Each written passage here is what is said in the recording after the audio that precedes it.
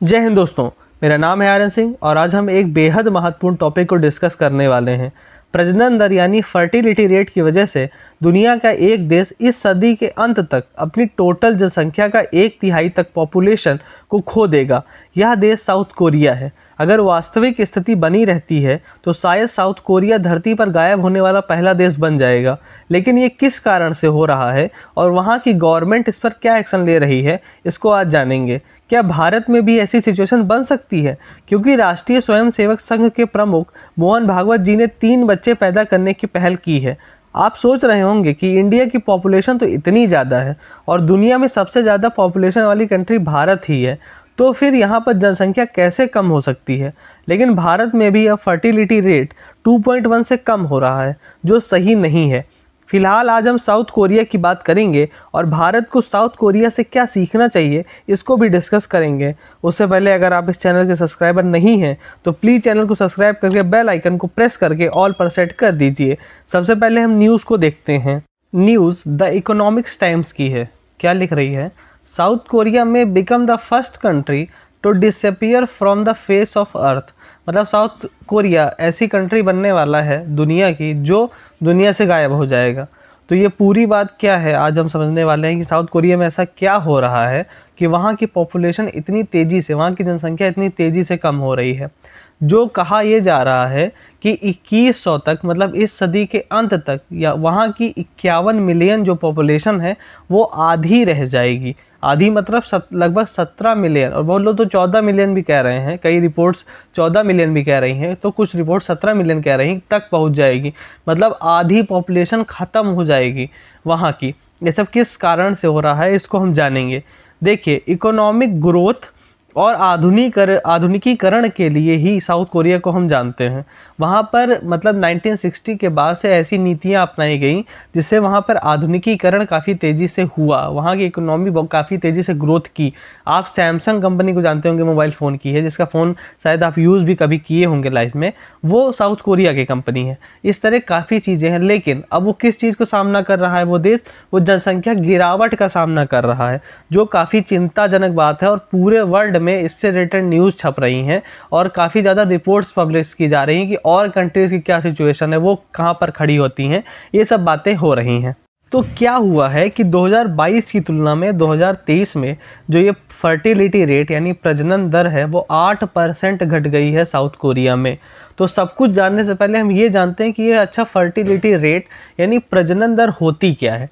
तो प्रजनन दर अगर मतलब साधारण शब्दों में कहें तो एक महिला द्वारा औसत कितने बच्चों को जन्म दिया जाता है पूरे कंट्री में, वही उस देश की फर्टिलिटी रेट होती है। मतलब औसत तौर पर एक महिला, किसी भी देश की एक महिला कितने बच्चों को जन्म देती है अपने लाइफ में, वही वहाँ की फर्टिलिटी रेट होती है। तो फर्टिलिटी रेट गिर रही है। और सबसे बड़ी बात है, एक मानक आंकड़ा होता है, क्या होता है स्टैंडर्ड आंकड़ा, कि एटलीस्ट 2.1 तो होनी ही चाहिए फर्टिलिटी रेट किसी भी देश की। अगर 2.1 से कम होती है तो फिर वहाँ की जनसंख्या समझिए कम होना शुरू हो जाती है। क्यों होती है ये भी समझते हैं। तो 2.1 क्या है? 2.1 का मतलब है कि पर महिला 2.1 बच्चे होने चाहिए। मतलब अगर 10 कपल्स हैं तो उन पर 21 बच्चे तो कम से कम होने चाहिए किसी भी कंट्री में। अगर वो नहीं होते हैं तो मतलब फर्टिलिटी रेट का जो आंकड़ा है वो 2.1 से कम जा रहा है। तो क्या होगा कि जो आपकी जन्म दर और मृत्यु दर है उसमें असंतुलन आ जाएगा, उसमें इम्बैलेंस की स्थिति पैदा हो जाएगी। जिससे क्या होगा, मतलब लोग ज़्यादा मरेंगे लेकिन पैदा कम होंगे। जिससे मतलब क्या सिचुएशन बन जाएगी, धीरे धीरे जनसंख्या वो खत्म होने लगे। ऐसा नहीं कि तुरंत आपको पता लगेगा कि हाँ फर्टिलिटी रेट अगर 2.1 से कम जा रहा है तो तुरंत हमको कोई ऐसा दिखेगा, ऐसा नहीं है। ये सदियों में होता है, मतलब कई बार सदियों में होता है, कई बार 50, 60, 70 सालों में होता है। लेकिन वो धीरे धीरे वो सिचुएशन देखने को मिलती है जब मृत्यु दर ज़्यादा हो जाती है और जन्म दर जब कम हो जाती है, तो ऐसी स्थिति को मतलब देखने को मिलती है। इसी को कहते हैं मतलब फर्टिलिटी रेट यानी कि प्रजनन दर। तो कितना उसका स्टैंडर्ड है? 2.1 तो होनी ही चाहिए एटलीस्ट। अगर उससे कम जाएगी तो वहाँ की जनसंख्या कम होगी और ज़्यादा है तो वहाँ की जनसंख्या बढ़ती है। तो साउथ कोरिया में क्या सिचुएशन है? 2023 के अगर आंकड़ों की बात करें तो वहाँ पर फर्टिलिटी रेट 0.72 है, मतलब बच्चे पर वुमेन 0.2 फर्टिलिटी 0.72 फर्टिलिटी रेट है। अब आप सोच सकते हैं 2.1 कहाँ और 0.72 कहाँ, यानी कितनी तेज़ी से वहाँ की जनसंख्या कम हो रही है। और कई रिपोर्ट्स ये भी आंकड़ा लगा रही हैं कि इस साल के अंत तक 0.6 तक पहुँच जाएगी वहाँ की फर्टिलिटी रेट। अब आप ये सोच सकते हैं कि कितना ज़्यादा, इसीलिए लोग कह रहे हैं कि 2100 जब तक सदी आएगी, 2100 तक, सन 2100 तक 51 मिलियन जो पॉपुलेशन वहाँ की है वो महज 17 मिलियन रह जाएगी, मतलब उसकी आधी से भी कम हो जाएगी साउथ कोरिया की पॉपुलेशन। और धीरे धीरे अगर यही स्थिति रही तो एक टाइम बाद मतलब इतने कम लोग साउथ कोरिया में बचेंगे कि एक वो कंट्री के तौर पर आप उसको आइडेंटिफाई नहीं कर सकते साउथ कोरिया को, इतनी बड़ी दिक्कत। तो आप ये सोच सकते हैं कि ये कोई छोटी चीज़ नहीं, ये बड़ा संकट के तौर पर है।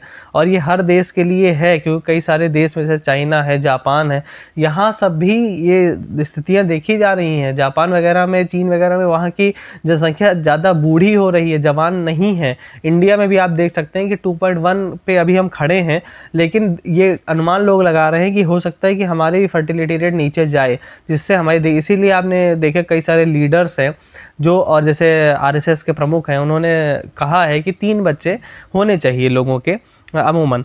तो अब देखते हैं कि ऐसा साउथ कोरिया की जो गवर्नमेंट है वो क्या कर रही है।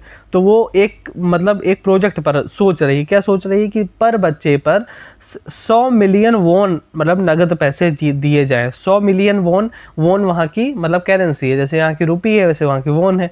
तो 100 मिलियन वॉन दिए जाएं वहाँ पे गवर्नमेंट पर बच्चे, जो बच्चा पैदा होता है उस पर 100 मिलियन वॉन दिए जाए।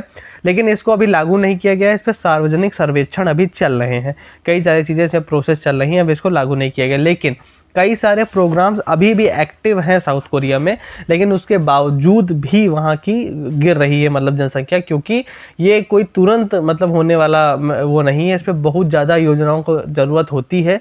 और अगर सरकार सही वक्त पर योजनाओं को लागू नहीं करती तो ये बहुत मुश्किल होता है कि वहाँ की जनसंख्या की ग्रोथ को बढ़ाया जा सके, क्योंकि ये पूरा all over world, all over मतलब कंट्री का पूरा होता है, कोई एक दो मतलब कि उनका नहीं होता, फैमिलीज़ का नहीं होता, ये पूरी कंट्री का जनसंख्या का मैटर होता है। इंडिया की अगर बात करें तो वहाँ पे 2.1 फर्टिलिटी रेट अभी चल रहा है, लेकिन कम होने का अनुमान बहुत लोग लगा रहे हैं, बहुत तरह के विशेषज्ञ इसमें लगा रहे हैं।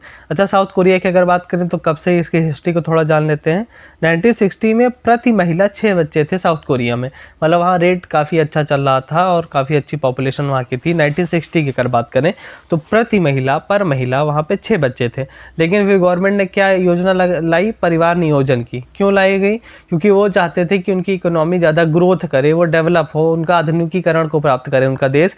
इसीलिए उन्होंने क्या किया कि ये जो था परिवार नियोजन के काफ़ी सारे जो प्रोग्राम्स थे वो लागू कर दिए, जिससे क्या हुआ, वहाँ की पॉपुलेशन में गिरावट शुरू हुई।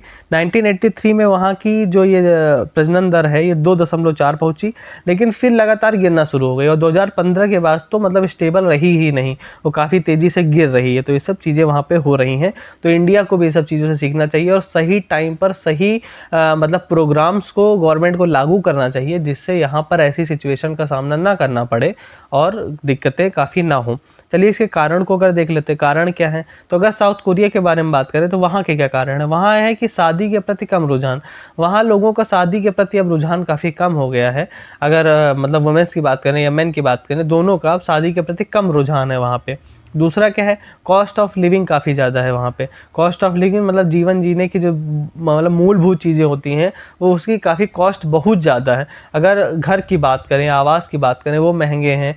शिक्षा मतलब एजुकेशन महंगी है, ये सब चीज़ें महंगी हैं। तो लोग कपल्स ये सोचते हैं कि मतलब कम बच्चे पैदा किए जाएं, क्योंकि हम अफोर्ड नहीं कर सकते ज़्यादा बच्चों को। इसीलिए 1 या 2 या बहुत ज़्यादा मैक्सिमम 2, उससे ज़्यादा लोग मतलब बच्चे पैदा नहीं कर रहे हैं और बहुत तो पैदा भी नहीं कर रहे हैं, मतलब ऐसी दिक्कतें हैं। और क्या है, महिलाएं जो हैं वो अपने कैरियर पर ज़्यादा फोकस कर रही हैं साउथ कोरिया में। मतलब उनका मेन है कि उनके कैरियर पहले बन जाए, फिर वो अपना मतलब कि मैरिज वगैरह को देखेंगी। तो इसीलिए वो अपने मतलब कि कैरियर पर फोकस कर रही हैं। तो इन सब रीजन्स की वजह से साउथ कोरिया में काफ़ी ज़्यादा पॉपुलेशन गिर रही है।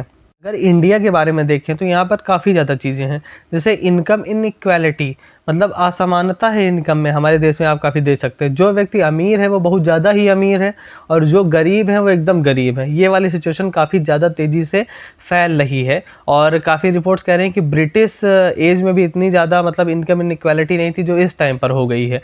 मतलब इतना तेज़ी से ये काम हो रहा है कि जो अमीर है वो अमीर होते चले जा रहे हैं। उनको ये समझ नहीं आ रहा कि वो अपने पैसे कहाँ पर खर्च करें। इतने उनके पास पैसे हैं कि उनको यही नहीं पता कि वो इतने पैसे कहाँ खर्च करें। और जो गरीब है उनके पास उनकी भौतिक आवश्यकताएं, रोटी कपड़ा मकान, ये सब चीज़ें ही नहीं अफोर्ड कर पा रहे हैं। तो ये सब दिक्कतें हो रही है, इस वजह से लोग मतलब कि, और ज़्यादातर क्या है, ज़्यादातर गरीबी ही मतलब कि है। और क्या है, महंगाई काफ़ी ज़्यादा है। तो महंगाई यही सब चीज़ें हैं कि मतलब कि वो अफोर्ड नहीं कर पा रहे हैं चीज़ों को, तो वो बच्चों के बारे में कम सोचते हैं। अगर सोचते भी हैं तो एक या बहुत मैक्सिमम दो। इस वजह से ये सब चीज़ें काफ़ी ज़्यादा तेज़ी से गिर रही हैं, मतलब फर्टिलिटी रेट में गिरावट आ रही है। तो आई होप ये पूरे वीडियो आप समझ चुके होंगे कि पूरा साउथ कोरिया का क्या मैटर है और इंडिया पर भी ये धीरे धीरे इम्पैक्ट डाल रहा है। और इससे रिलेटेड आई होप जल्दी ही कोई प्रोग्रेस आएगी और नए प्रोग्राम्स शायद स्टार्ट किए जाएँ 2-3 सालों के अंदर। तो वीडियो खत्म होने से पहले एक क्वेश्चन का आंसर आप दीजिएगा।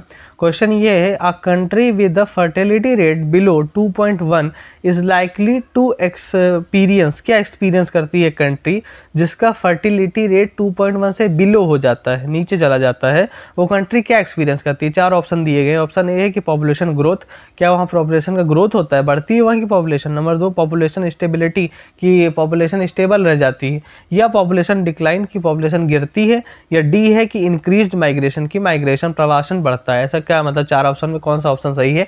अगर आपने वीडियो ध्यान से देखा होगा तो आपको ये पूरी बात समझ में आ गई होगी कि इसका कौन सा आंसर सही है। जो भी आंसर आपको सही लग रहा हो प्लीज़ कमेंट करिएगा, जिससे हमें प्रेरणा मिलेगी और वीडियोस बनाने की। तो जिसका भी आंसर सही होगा उसको मैं लाइक कर दूंगा, जिससे आप समझ पाएंगे कि कौन सा आंसर सही है।